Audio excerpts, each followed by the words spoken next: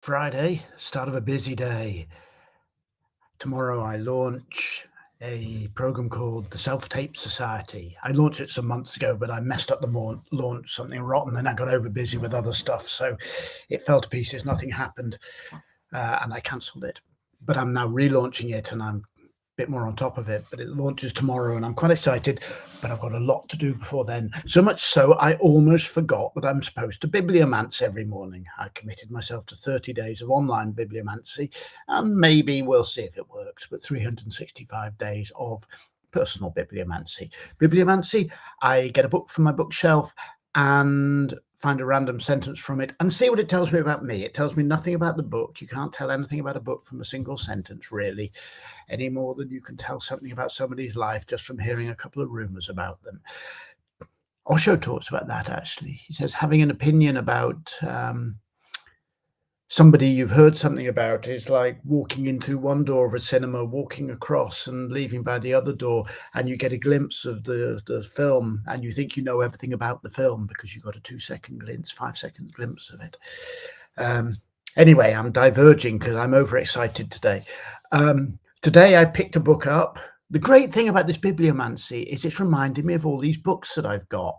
I've got thousands of them, and I forget what I've got.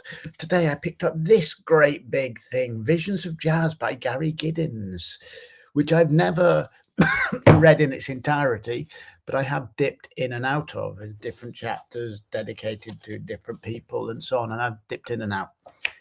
And there's a program in it for a show I saw years ago.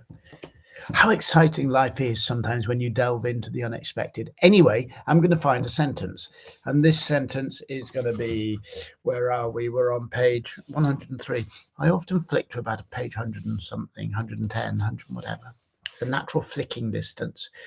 It's a chapter on Duke Ellington.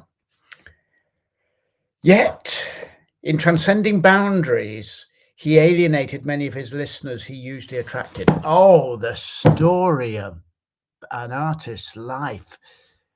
Yet in transcending boundaries, he alienated many of his listeners.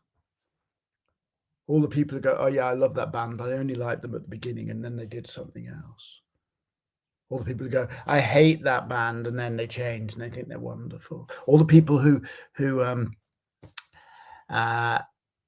worshipped someone like Tom Waits until he decided to do something different, and then hated him, and then worshipped the new Tom Waits, and then he did something different, so they hated him. You see, David Bowie, another person. I'm old enough to remember people go, oh, the new Bowie is really disappointing. Tin Machine's really disappointing. Just as some people would have said Ziggy Stardust was disappointing, and so on and so on. The role of the artist is always, at some level, to be listening to her or his need, their intuition. I know funding bodies and governments and marketers say, find something that sells and sell it, but that's not what we do art for.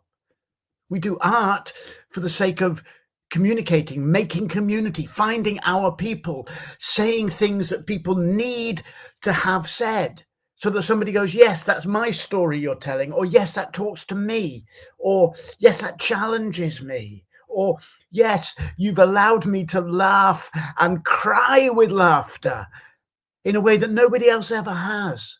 It comes from individual or collective genius, from finding a passion and following it, not from saying, what does the audience want, and therefore giving it to them.